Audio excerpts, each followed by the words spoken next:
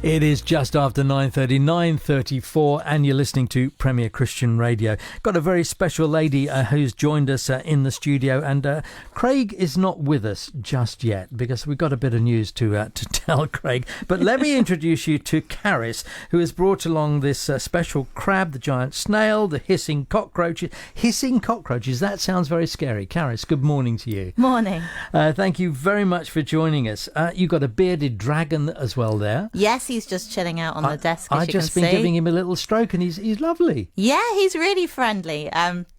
I don't know why he was chosen, to be honest, because I don't think many people are scared of him in particular. No. But they do tend to be surprised, I think, at his size and the fact that he is so calm. Well, producer Simon talked to us a little bit earlier and said that we're going to be doing this a bit later in the programme, and Craig's face dropped. He said, "It's all right. We're going to get the listeners to vote for who should handle the creatures." How many choices did they have?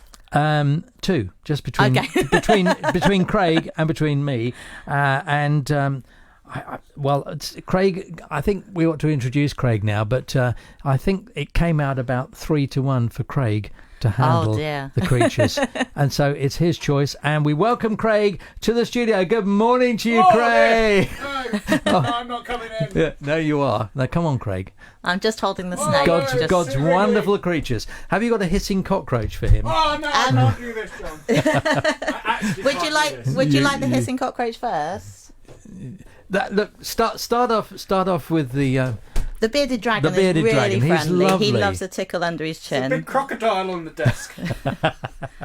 They make really good pets. They're quite popular pets now. Are they? All of these are pet species, but you don't have to have dangerous wild animals license or anything for them. Right. But they do take a lot of research before you get them, and I always do say with reptiles, particularly, they have a slightly longer life than a lot of the other ones. Oh, right. A lot of the inverts. He's looking at me. So what does this bearded dragon do? I mean, does he just sit all day? I mean, well, to be honest, he's very similar to a cat. So he likes sitting on laps. He likes being tickled under the chin. He watches telly. He has a run around the living room. Has he got any favourite programmes?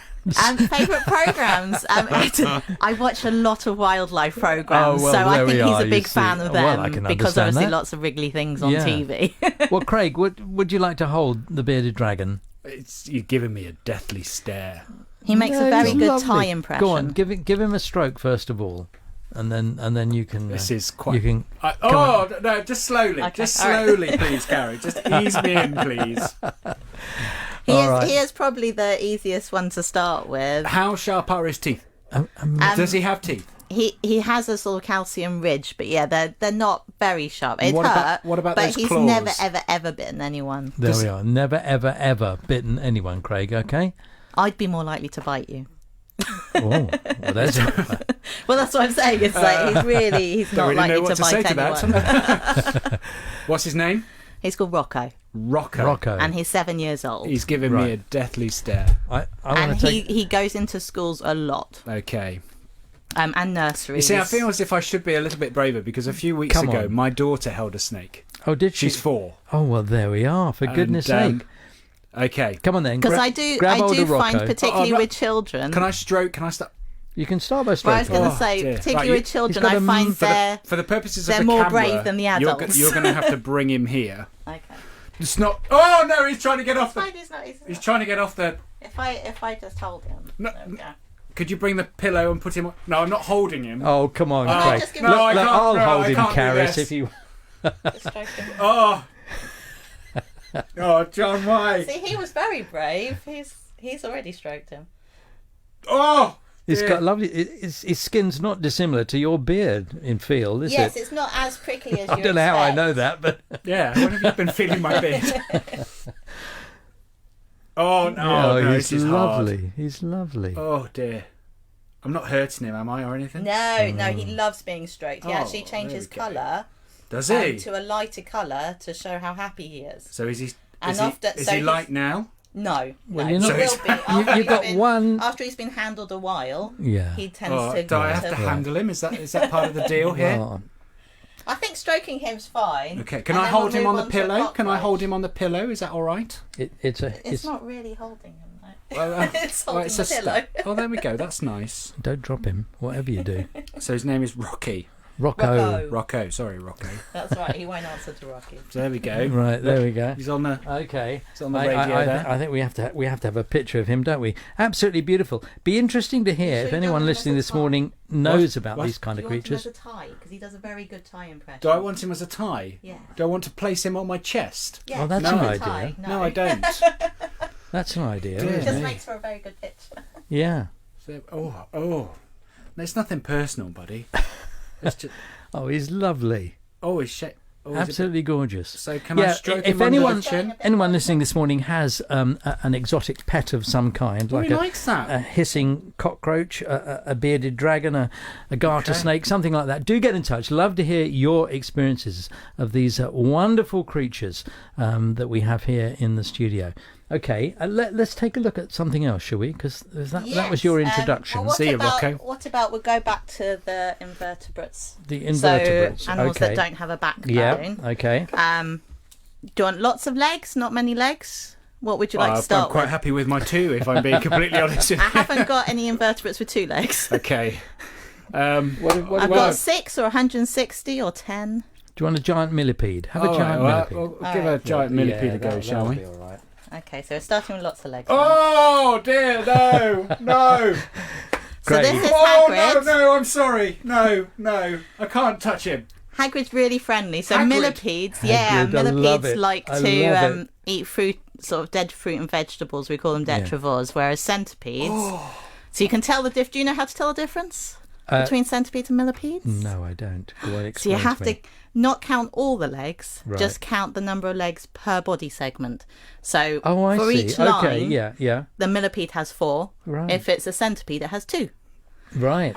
And you don't want to get them mixed up because centipedes are predators, so they can bite. So this is whereas millipedes cannot. Oh, right. They can't break our skin. If he was to go on Craig's beard, he could probably clean it up, couldn't he? Well, I used to wear him as a moustache sometimes, but unfortunately, I've started to become slightly allergic to him, depending on where he is on my body. If you've just tuned in and you're expecting to hear our weekly Bible questions, it's a bit different today because it's a week of first for many people going back to schools, etc. We're doing a week of firsts, and I have been chosen by lovely friends. Volunteered. To see which animals I will hold. So this is a centipede, is it? A millipede. A millipede. Sorry, I beg your pardon. I'm so struck with fear that I. Don't get them mixed up. Okay. I said centipedes bite, millipedes do not. Right. So it's a millipede. Yeah. This is a millipede. Right. Yes. Okay. So he doesn't. Oh dear me. So bring him over then. This is for the cameras. Okay. Don't hurt his little feelers. Moving toothbrush.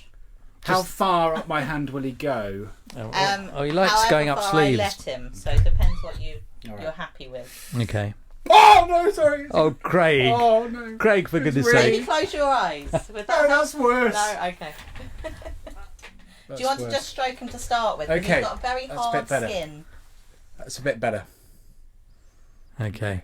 Yep. Oh, he's got a very hard. How many legs has he got there? 160. 160. Okay.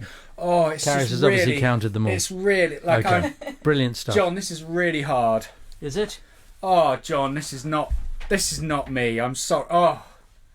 I'd say it's less tickly on the palm of your hand. Is that? Oh. I really don't like this. Oh. Okay. It's not that bad. No, John, leave the camera. I think what you need to do is sit down.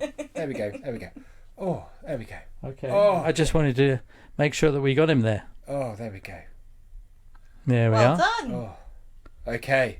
That wasn't too bad. Well, I hope your listeners are very happy that they volunteered you. Rocco's looking at the millipede. He's thinking that's lunch. And let me just say he would be quite happy with this for lunch. Would he? Yes. Keep him away. Rocco, it's not lunchtime yet. What do you feed Rocco then? I feed him like beetle larvae, so they're often called Morio worms. I've got some in my bag if you would like. No. Okay. Don't need a demonstration. Right, what's next? Cockroaches, snail. You are crab? joking me. What? Cockroaches. Okay, are those the ones that you don't want to hold? Well, those are the things that avoid, isn't it? Cockroaches. When we got cockroaches Actually, around, that's considered to be a bit of a yes, problem. well, they isn't get it? a really bad press, and it's actually 99% of cockroach species are doing a really good job by being detrivores and kind of breaking down dead matter Rocco's in the looking woods at and him stuff. again. Oh, he definitely He's like licking this his one. lips. Yeah. So this is Mrs. Heimlich. And I know she's a female cockroach because she doesn't have the little horns on the top. Right. But this species of cockroach are not a pest. So they're just doing a good job by making mud, basically, Making mud. in the right. woodlands. So All right. they do get a very bad press, but they're really clean. She'll actually spend about 30 minutes cleaning herself after being held by children because everyone Wow. knows children are very grubby. Wow, isn't that incredible? What amazing So creatures. I'm about to hold the things you do for. A giant Madagascan hissing cockroach. There you go. And when does it hiss? When it's angry, or? Yes, unfortunately, mine are so used to being held. It doesn't They're, bite. they're not doing it She doesn't anymore. bite, does she? Oh dear. No, she doesn't. She doesn't. Have you ever been bitten by one of your friends? Have I been bitten by anyone? I've been bitten by one of my other snakes by accident. I was waving a fish quite enthusiastically, and she just confused my finger with the fish. Oh, Right, right, fair enough. okay. But that's yeah. it. Yeah. So there we And go. that just hurt. What's They're not this venomous. one's name again? This cockroach? Mrs. Heimlich, or Madagascan hissing Mrs. cockroach. Heimlich. Yes. There we go.